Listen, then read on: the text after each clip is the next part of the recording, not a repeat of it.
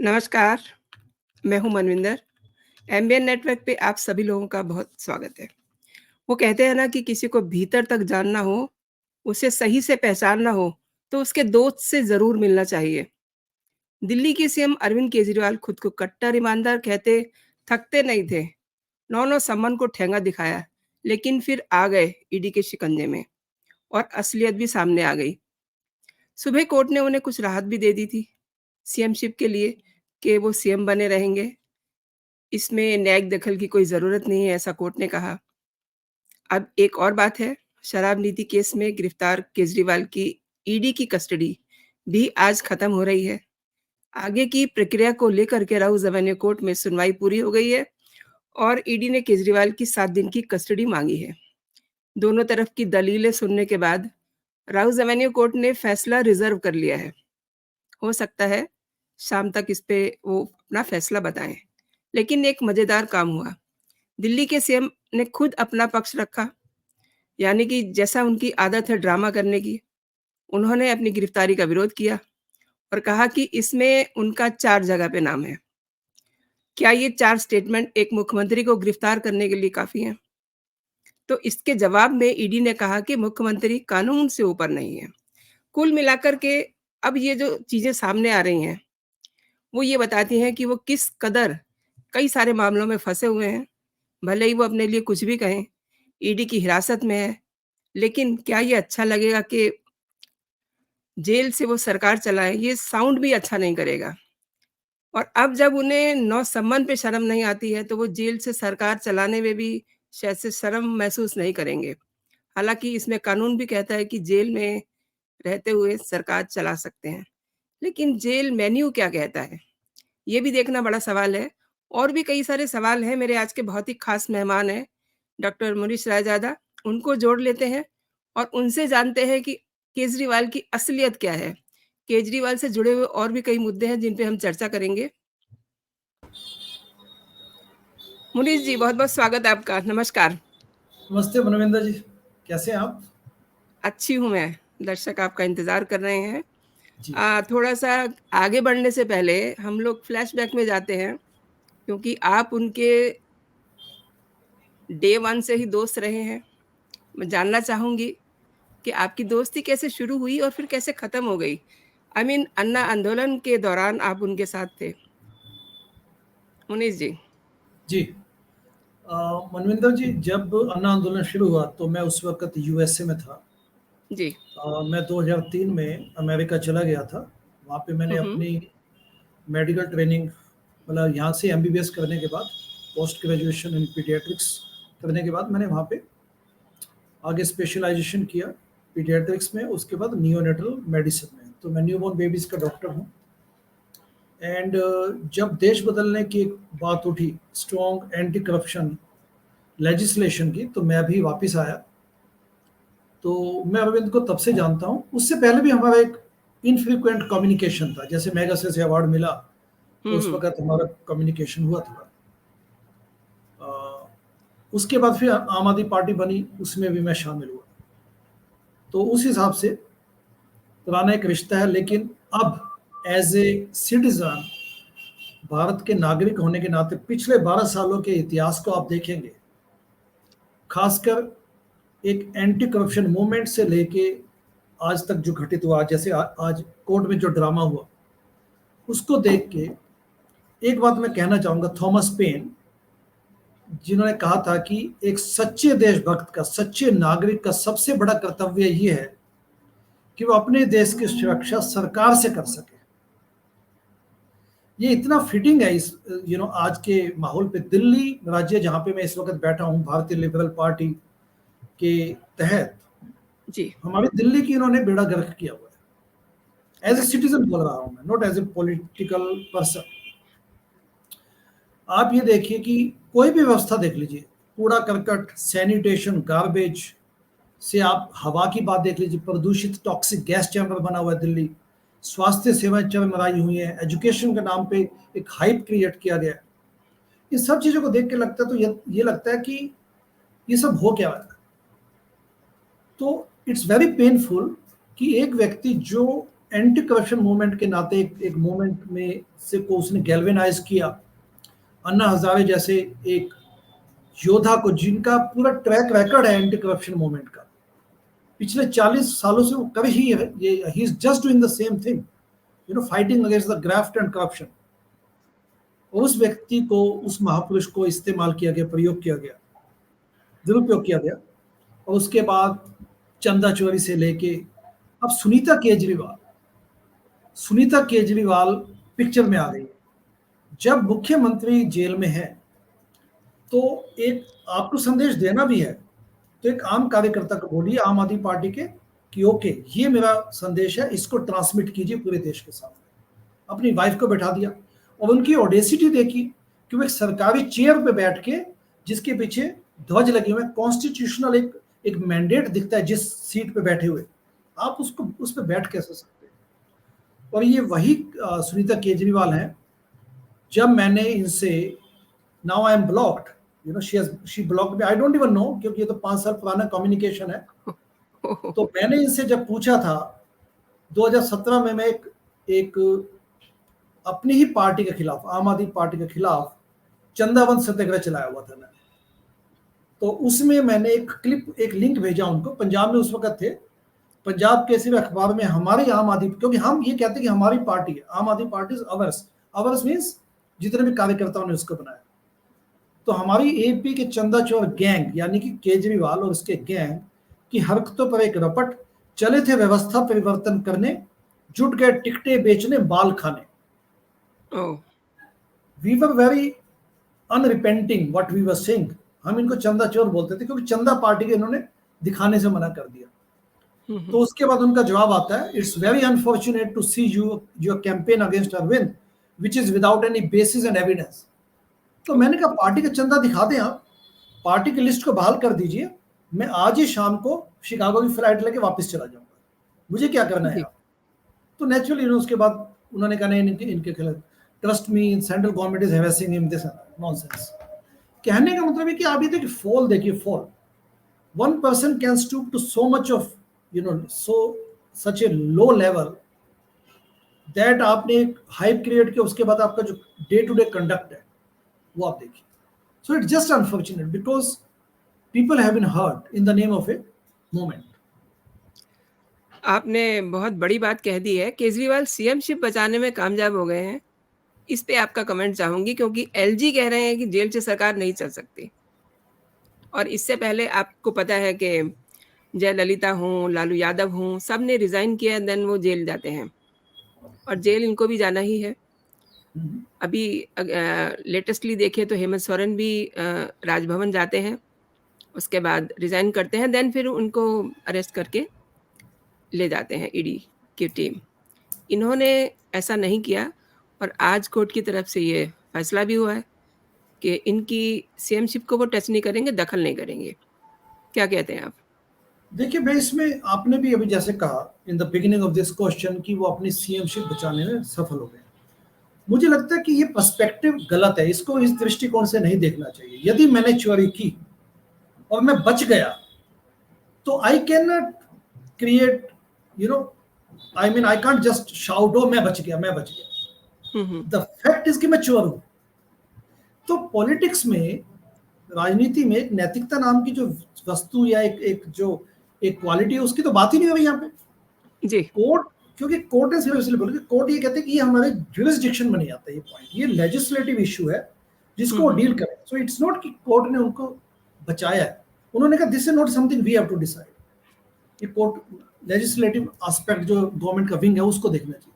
But more importantly ये देखिए कि यदि आप सीएम हैं तो आपका पहला स्टेटमेंट ये होना चाहिए कि ओके ईडी ने मुझे अरेस्ट किया, मैं जाऊंगा वहां पे, मैं पूरी अपनी बात रखूंगा and I am very hopeful कि मैं वापस आऊंगा। ऐसे बोले आप, तब तक मैं पद से इस्तीफा देता हूं एंड किसी दूसरे व्यक्ति को आप सौंप दीजिए, ये कहना चाहूंगा।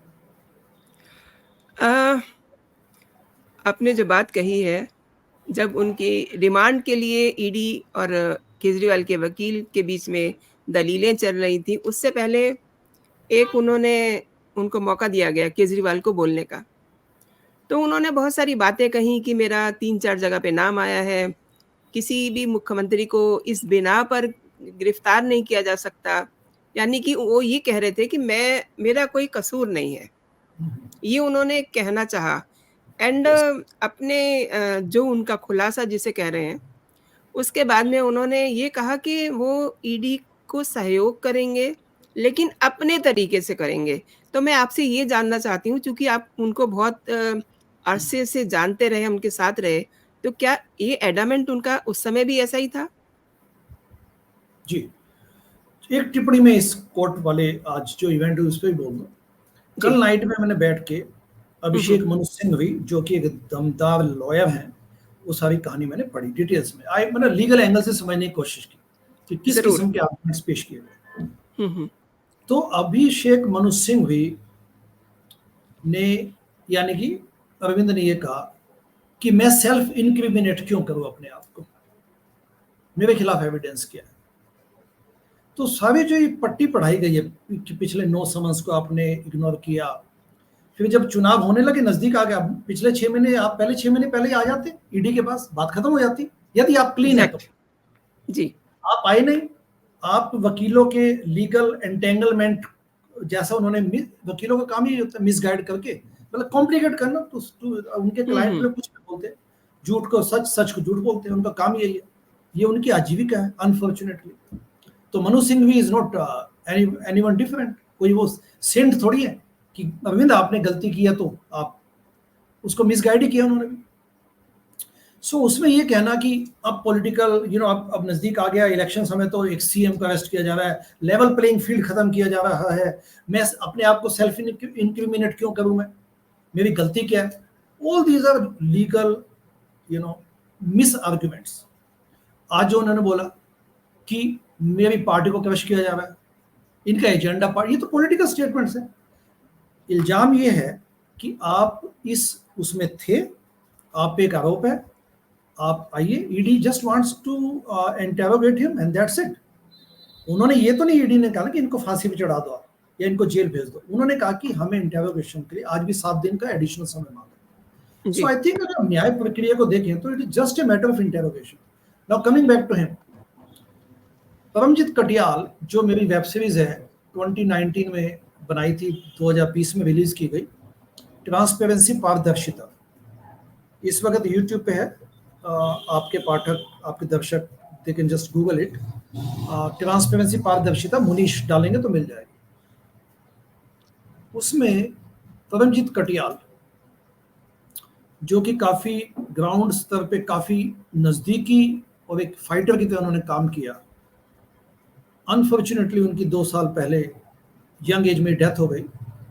He must be 45 at the most. Karnal के रहने वाले थे। उन्होंने कहा था नजदीकी, काफी नजदीकी काम किया अरविंद के साथ। तो उनकी उनका एक डायलॉग या एक स्टेटमेंट है कि अरविंद को जिसने भी नजदीकी से देखा है वो आज अपने घर वापस जा चुका है। आई थिंक इससे पूरा ये सारांश छुपा है अरविंद की पर्सनैलिटी का। जी। ऐसा कोई बचा नहीं जिसको अरविंद ने ठगा नहीं। एंड शुरू से इनका वो था, शुरू से। जी, जी, जी, जी। आम आदमी पार्टी में भी तमाशे अंदर खूब होते थे हुँ, हुँ। एंड मिस रिप्रेजेंटेशन होती थी चीजों की एंड जो भी चोचले प्रपंच इनको मिलते थे वो करते थे। एक और बात सामने आ रही है, ये बार-बार एक ही बात कह रहे हैं, बाहर इनके लोग भी कह रहे हैं, आतिशी मार्लेना हो या सुनीता केजरीवाल हो या फिर भारद्वाज हों, ये कह रहे हैं कि शराब घोटाले का पैसा जो है कहाँ है? हमारे पास तो है नहीं, अगर पैसा होता तो मिलता। इनकी वाइफ ने भी स्टेटमेंट दिया कि कई बार तलाशी ली गई, रेड होती है, कुछ भी नहीं मिला। अब चूँकि केजरीवाल आईआरएस ऑफ़िसर हैं, तो वो इतना तो जानते हैं कि मनी को लॉन्ड्रिंग कैसे करनी है, क्योंकि वो परफ़ेक्ट है। तो आप क्या देख पा रहे हैं? देखिए, शराब घोटाले को भी मैंने एक आई थिंक फेयर लेवल पे इसको मैंने स्टडी किया। इसको हमेशा मैंने इसमें इंटरेस्ट लेके मैं मैंने अपने चाहूँगी कि आप दर्शकों को इसको विस्तार से बताइए, क्योंकि इसी को लेकर के सारा जो तमाशा हो रहा है, वो हो रहा है। जी। जी, तो शराब घोटाला लगभग 1.5 साल पहले लाइट में आया। हुआ क्या कि मनीष सिसोदिया ने जो एक रेवेन्यू पॉलिसी के तहत शराब की जो revenue policy, liquor policy, revenue policy, उसको उन्होंने एक नई पॉलिसी जारी की। उस पॉलिसी को जब वो निकला तो देखिए सबसे इंटरेस्टिंग बात यह कि चीफ सेक्रेटरी ने जब उसको पढ़ा, ये मामला किसी पॉलिटिकल किसी अपोजिशन ने नहीं उठाया शुरू में। चीफ सेक्रेटरी को उस पॉलिसी में कुछ ऐसी बातें लगी जो कि ठीक नहीं है पॉलिसी के एंगल से। जी जी। तो to make it simple, chief secretary को लगा कि इस पॉलिसी में कुछ ऐसी इश्यूज हैं जो कि ऐसा लगता है कि जो जो जो होलसेलर है उनको इसमें अच्छा मुनाफा मिलेगा एंड गवर्नमेंट का खजाने में पैसा आना जो था वो कम हो जाएगा। तो उन्होंने एलजी को फ्लैग किया ये इशू। एलजी ने कहा ठीक है, इसमें इंक्वायरी बैठाइए। तो यानी कि ये एडमिनिस्ट्रेटिव लेवल पे ये मुद्दा सामने आया, अदरवाइज ऐसा नहीं कि कोई पॉलिटिकल पार्टी ने उठाया उसको। मनीष जी, आपको 1 मिनट के लिए रोक करके मैं दर्शकों को एक अपडेट देना चाह रही हूँ। 1 अप्रैल तक ईडी की न्यायिक हिरासत में रहेंगे, बहुत अच्छा क्योंकि फैसला रिजर्व था। जी। तो अब ये अपडेट आ रहा है, आप अपनी बात आगे जारी कीजिए प्लीज। तो ये भी खुशी की बात है कि अरविंद आज जेल से नहीं निकल पाए, क्योंकि हम अन्ना आंदोलन वाले लोग इस बात पे काफी खुश हैं। जिस दिन ईडी ने इनको अरेस्ट किया उससे अगले दिन हमने भारतीय लिबरल पार्टी के तहत हमने सरिता विहार में ऑफिस में लड्डू भी बांटे पब्लिक को। It just nothing against it, it just a matter of pleasure and Joy for us कि एक व्यक्ति जिसने भ्रष्टाचार के नाम पे भ्रष्टाचार करना शुरू कर दिया तो हमने उसकी खिलाफत की। तो कमिंग बैक टू दिस, जब उनको लगा लीकर पॉलिसी में इश्यूज हैं, गवर्नमेंट का खजाना में रेवेन्यू कम हो जाएगा, तो उन्होंने इंक्वायरी बैठाई एलजी ने इंक्वायरी बैठाई। जब चीजें डिटेल्स, जब मामला उठा तो क्या हुआ कि मनीष सिसोदिया ने रेवेन्यू पॉलिसी को स्क्रैप कर दिया, यानी कि वापस ले ली। इसमें साउथ लॉबी को 600 करोड़ रुपए का मुनाफा कमाया जाना था, मतलब जो इनके पीछे वादा हुआ, एंड उसमें 100 करोड़ उन्होंने एडवांस में दे दिए, जो कि गोवा एंड उधर इन्होंने सीधा कैश नहीं लिया उससे, या जो भी पैसा सीधा नहीं लिया, इसको स्पेंड करवाया दूसरे स्टेट्स में। 10 से ज्यादा आईएएस ऑफिसर सस्पेंड हो चुके हैं इस मामले में। आईएएस ऑफिसर को सस्पेंड किए जाना can not be A political move. And उसके बाद मनीष सिसोदिया एंड संजय सिंह गिरफ्तार हो चुके हैं, उनको बेल नहीं मिली। के कविता जो साउथ लॉबी की सरगना है और एक पावरफुल पॉलिटिशियंस की बेटी हैं, उनको सुप्रीम कोर्ट ने भी पिछले हफ्ते उनको बेल देने से इनकार कर दिया। तो ये बताइए, when you connect all this dots, independent judiciary अपने देश में है, ये मान के चलना कि आप इन्फ्लुएंस कर देंगे, it is next to impossible. Supreme Court से के कविता को बेल न मिलना, और जब ये सब चल रहा है और जब ये सब कुछ हो रहा है, तो ये सोचिए कि जो उनका चीफ मिनिस्टर है, उसके बिना ये कैसे हो सकता है काम। कॉमन सेंस की बात कर रहा हूं।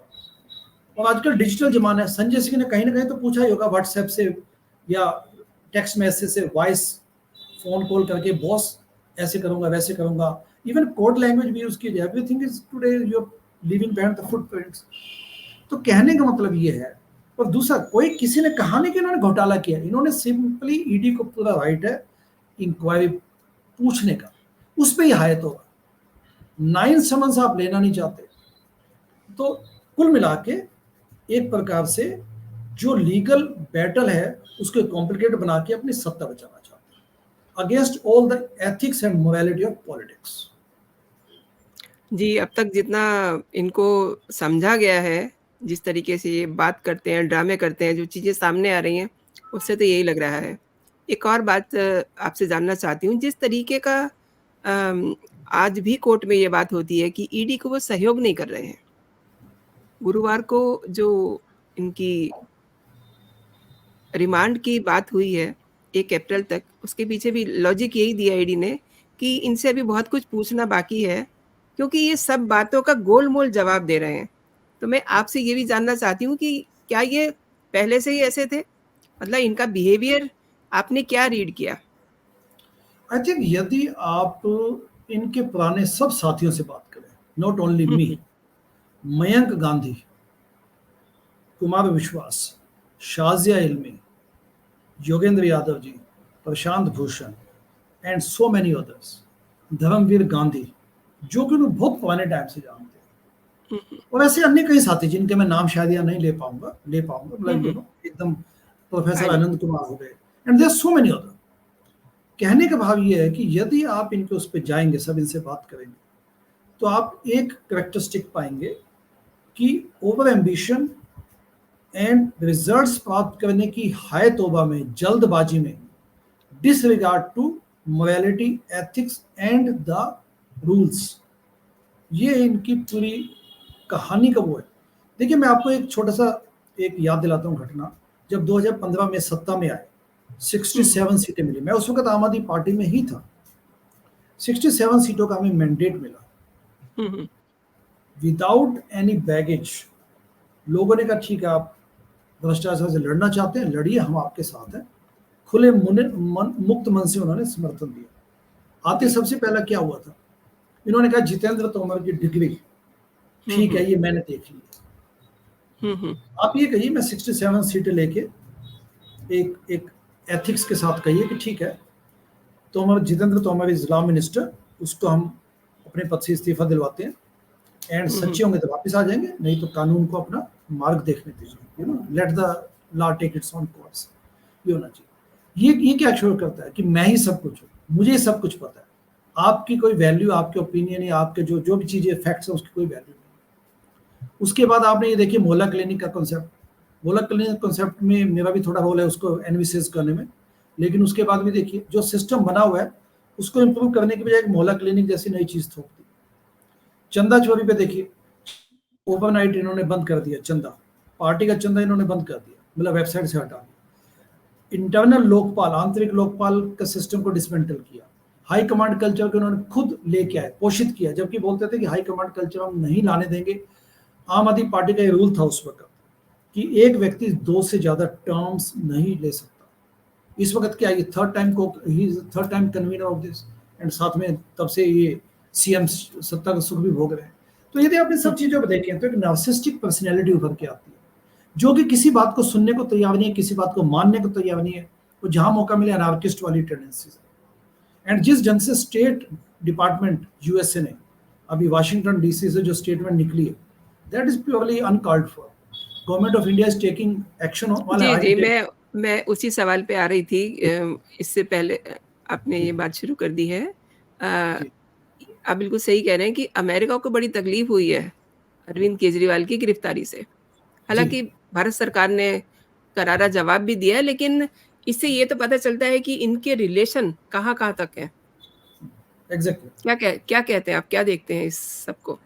देखिए, काफी लोग ये बोलते हैं he is a deep state man, deep state का ये उस ताने बाने का हिस्सा है। जी। मेरे पास इसको कोई एविडेंस कहने को नहीं है, लेकिन I will take it very, मतलब मैं इसको रिफ्यूट नहीं करूंगा इस पॉइंट को। मेरे पास कोई जी। ऐसा एविडेंस नहीं जो कहूंगी नहीं नहीं नहीं, ऐसी कोई बात नहीं, कोई दिक्कत नहीं है, कोई चिंता मत कीजिए। स्टेट डिपार्टमेंट को आवश्यकता क्या है? और ये ऐसा कुछ नहीं है कि मतलब इस वक्त ये देश में सबसे बड़े एक एक मोरालिटी, आधुनिक राजनीति के एक मसीहा हैं, ऐसा हुँ, कुछ हुँ। नहीं है। दिल्ली देखिए आप आगे, दिल्ली दिल्ली जी। की जो हालत है, मैं गवर्नेंस की बात कर रहा हूँ, हुँ, हुँ। दिल्ली की जो हालत इन्होंने बना दी है पिछले साल में, वो देखने लायक है। It's unfortunate. झुग्गी झोपड़ी से लेके क्लस्टर्ड कॉलोनी से लेके पानी की व्यवस्था से लेके sanitation, as basic as sanitation, वायु प्रदूषण देख लीजिए आप, यमुना का प्रॉब्लम्स देख लीजिए, कोई ऐसा देख लीजिए। हाइप है, लेकिन धरातल पर पीपल आर सफरिंग। मैं यहाँ पे पिछले 5 महीने से हूँ, और जो भारतीय लिबरल पार्टी 2025 में विधानसभा चुनाव लड़ेगी, we are not even contesting Lok Sabha elections, and हम लोग उसमें ये इसी मुद्दे पे आए हैं वापस, जो 2011 में जो अन्ना आंदोलन से पहले की बातें होती थी कि प्राइमरी कैंडिडेट्स जनता चुन के देगी हमें, उसके बाद हम उनको एमएलए बनवाएंगे पार्टी के टिकट से, यानी कि जनता चुनेगी अपना उम्मीदवार। जी, जी। तो यहाँ पे देखिए कि इस किस्म की प्रॉब्लम्स हैं यहाँ पे।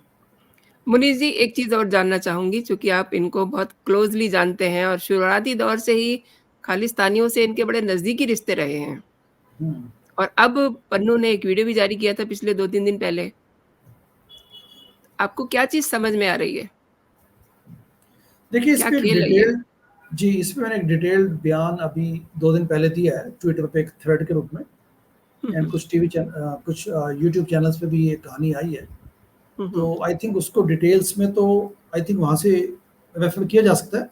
बट मैं ये कहना चाहूँगा कि जो 2014 में आम आदमी पार्टी बनी थी, 2012 में 2012, एंड पार्टी बनने के बाद पहली विजिट जो उनकी यूएसए की थी वो थी 2014 में दिसंबर 7। एंड उस वक्त मैं पार्टी के लिए काम करता था, इंडिया भी आता था काफ़ी, और वहाँ पे शिकागो में वापस भी जाता था। तो eight that point I was in Chicago. तो मैं शिकागो से न्यूयॉर्क आया और हम 2-4 लोग ही थे जो जो पूरा यूएसए की ट्रिप में इनके साथ लगातार थे, and I was one of them. And बाकी इनके दोस्त थे। पार्टी के वर्कआउट्स के एंगल से देखा जाए तो मतलब I was one of those close people. तो उसमें जिस ढंग से रिचमंड हिल गुरुद्वारे में एक क्लोज डोर मीटिंग हुई, कुछ जनरल मीटिंग भी हुई जिसमें मैं था, लेकिन क्लोज डोर मीटिंग हुई उसमें मैं नहीं था, I was not a part of that. And शाम को जो फंड रेजर हुआ एनआरआईज का, जो हमने अरेंज किया था वहाँ पे, एंड हाई नेटवर्क इंडिविजुअल्स भी आए थे, HNIs।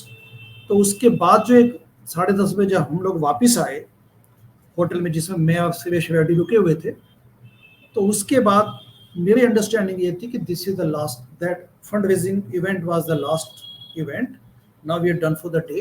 एंड उसके बाद बैठेंगे थोड़ा जस्ट बातचीत करेंगे, एंड देन रात को I mean just we will go to sleep. तो 10:30 बजे अरविंद ने मुझे कहा कि मुझे एक मीटिंग में जाना है। वो एजेंडा में नहीं थी, आइटिनरी में नहीं थी, और मेरी अंडरस्टैंडिंग में भी नहीं थी। तो I was definitely surprised on that. तो फिर मैंने कहा ठीक है, आपको निकलना है। तो नेचुरली एक दो क्लोज दोस्तों के साथ निकल गए। No political party member was with him at that point. उनके दोस्त थे एक तो जो IITians थे, एंड मैं वहाँ से न्यू जर्सी चला गया था। तो ये सब चीज़ें रेज करती हैं जो पन्नू ने कहा, that is a significant claim. And मुझे लगता है कि इन्वेस्टिगेट एजेंसीज एंड इंटेलिजेंस एजेंसियों को इस पर करना चाहिए कि $16 मिलियन जो वो क्लेम करते हैं, पन्नू क्लेम करता है, वो उसको इन्वेस्टिगेट किया जाना चाहिए। 2016 में जब आम आदमी पार्टी बन गई थी, 2015 में गवर्नमेंट बन गई थी, पंजाब में 2017 में इलेक्शन होने थे, तो काफ़ी इंटरेस्ट था पंजाब को लेकर, आम आदमी पार्टी में भी और पंजाब में भी काफ़ी उत्साह था। कनाडा उस वक्त संजय सिंह और एक पत्रकार बंधु जो उस वक्त पार्टी में थे, वो काफ़ी वहाँ से जाते थे। हम पार्टी के जो रिस्पॉन्सिबल मेंबर्स थे NRI सेल के लिए, वो नहीं, बट ये लोग जाते थे कनाडा। तो अब आगे क्या बातें मुझे पता नहीं। आपको एनी आइडिया कि वो जो फंडिंग हुई थी, वो पैसा सब कहाँ गया? डिफिकल्ट टू से, क्योंकि आप उसके बाद अलग हो गए थे इनसे? मैं 15 में अलग हो गया था, 2015 में, आइडियोलॉजिकल बेसिस पे। क्योंकि जब लालू प्रसाद को हग किया अरविंद ने, तो मैंने उसका तीव्र विरोध किया। एंड मैंने कहा कि जिन 40-50 लोगों के नाम हम लेते थे अन्ना आंदोलन के समय, और उसके बाद भी कि सब भ्रष्ट हैं, ये भ्रष्ट हैं, ये वो सब ऐसे बस हाथ उठा के हम कॉन्स्टिट्यूशनल रेजोल्यूशंस पास कर देते थे।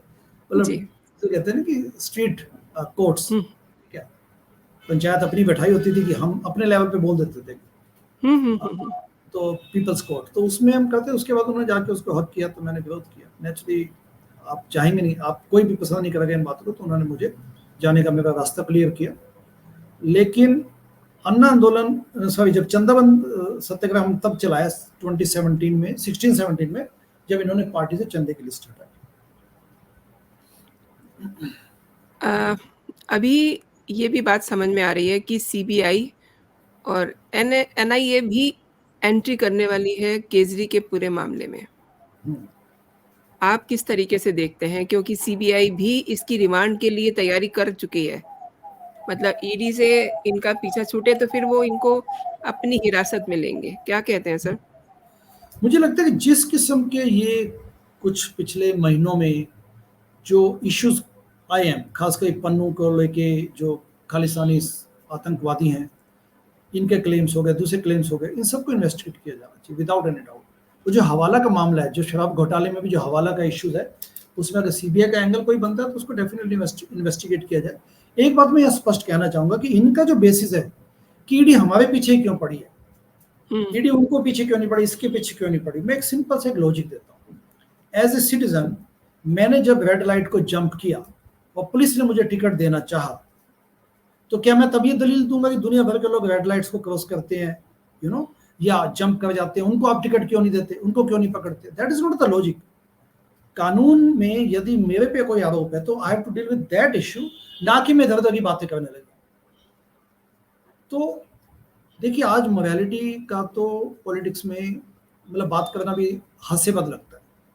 जी, काफी लोग इस जंग से कंडक्ट करते हैं। This is not the only political party, काफी मेजर पॉलिटिकल पार्टीज भी उन्होंने मतलब ये अनैतिकता वाली बातें होती हैं, भ्रष्टाचार भी है, और बाकी जो मूल्य हैं राजनीति के सब अब ऐसा लगता है काफी नीचे जा चुके हैं। लेकिन ये एक पार्टी है जिसने पूरे देश में एक भ्रष्टाचार के खिलाफ माहौल बनाया, उसको इरेडिकेट करने की कोशिश के लिए क्लेम्स किए, ये कहा कि भ्रष्टाचार मुक्त भारत मेरी मांग ही नहीं मेरी जिद है। जी, अब जब इन सब चीजों को जोड़ेंगे तो एक बहुत बड़ा धोखा हुआ है आस्था के साथ। तो जी, जी। गिवन दैट ये बहुत बड़े कल्प्रिट्स हैं उस मामले में, तो जो भी इन पे आरोप है सबकी जांच होनी चाहिए, कोई प्रॉब्लम नहीं है इस बात में। आपने बहुत बड़ी बात कही है और बहुत सारे ऐसे लोगों को मैं जानती हूँ, जो मतलब अपनी पढ़ाई-लिखाई छोड़ के, अपनी नौकरियाँ छोड़ के इनके साथ जुड़ गए थे कि मतलब हम एक नया भारत बनाएँगे। जी, और आज जब उनसे बात होती है तो वो सोचते हैं कि हमने अपना बेस्ट दिया, अपना समय दिया, लेकिन वो सब बेकार गया। अब एंड ऑफ दिस शो मैं आपसे एक ऑनेस्ट नोट लेना चाहूँगी, केजरीवाल के पूरे ये जो कुछ भी आप देख रहे हैं, एक देखिए, ऑनेस्ट नोट। नैतिकता का जो प्रोजेक्ट था, मोरल प्रोजेक्ट इन पॉलिटिक्स, वो तो पहले ही फिनिश हो चुका है। That died many years back. The irony of politics, number one. Number two, मेरी टिप्पणी ये है कि आपने वो कहानी सुनी होगी बाबा खड़क सिंह एवं साधु की। ये आज के जमाने की वो कहानी है। यदि आपको धोखा करना ही था, आपको सीएम बनना था, अपनी वाइफ को भी, सुनीता केजरीवाल को भी इम्पोज करना था नेशन पे, और वही सब काम धंधे करने थे जो कन्वेंशनल पॉलिटिकल पार्टियां करती हैं, without beating the heart beat, without missing the heart beat, तो आप कर लेते। इतना बड़ा ताना बुनने की क्या आवश्यकता थी जिसमें आप लोगों को गुमराह करेंगे? जी, और वैसे भी बड़ी बड़ी पार्टियां आई हैं, एकदम तूफान या उफान पैदा करती हैं, वो चली जाती हैं, क्योंकि उनका जो आइडियोलॉजिकल स्टैंड नहीं होता। Assam Gana Parishad is one of the classical example, पिछले 30 सालों में देखें तो इनका भी वही फेट होने वाला है। ये जेल से आते हैं, नहीं जाते, एक इलेक्शन अगला जीतते हैं, हारते हैं, अगले 5 सालों में क्या करते हैं, दैट इज इन मटेरियल। लेकिन ये बात तय है कि अगले कुछ सालों में, कुछ महीनों में this party will wind up, या इतना डिग्रेड हो चुकी होगी कि इसका कोई मायने ही नहीं होगा। आपने सही कहा। इन्होंने जो बड़ी गलती की वो इन्होंने ईडी के सम्मन्स को इग्नोर करके की। मतलब जैसे कहते हैं ना कि किसी को बिल्कुल कुछ समझना नहीं, उनको इरिटेट के लेवल तक ले आए। जी, और जब कोर्ट से ये कहा गया कि आपने जब 9 सम्मन दिए हैं, तो आपने इन्हें गिरफ्तार क्यों नहीं किया? तो एक तरह से कोर्ट जाकर के इन्होंने अपनी मुसीबत मोल ले ली, जिसका नतीजा अब हम सब लोग देख रहे हैं। मुनीष जी, आपने मेरे शो के लिए समय निकाला और मेरे दर्शकों को जानकारी दी। आपका बहुत-बहुत शुक्रिया। एंड दर्शकों से भी मैं कहना चाहूँगी कि जिन दर्शकों ने मेरे साथ पूरा वीडियो देखा है, उनका बहुत-बहुत धन्यवाद। और इस वीडियो को आप लाइक कीजिए, अपने दोस्तों में शेयर भी कर सकते हैं। अभी तक अगर आपने मेरा चैनल सब्सक्राइब नहीं किया है, तो मेरे चैनल को सब्सक्राइब भी कर लीजिए। धन्यवाद। जय हिंद, जय भारत। नमस्ते। नमस्कार। Thank you.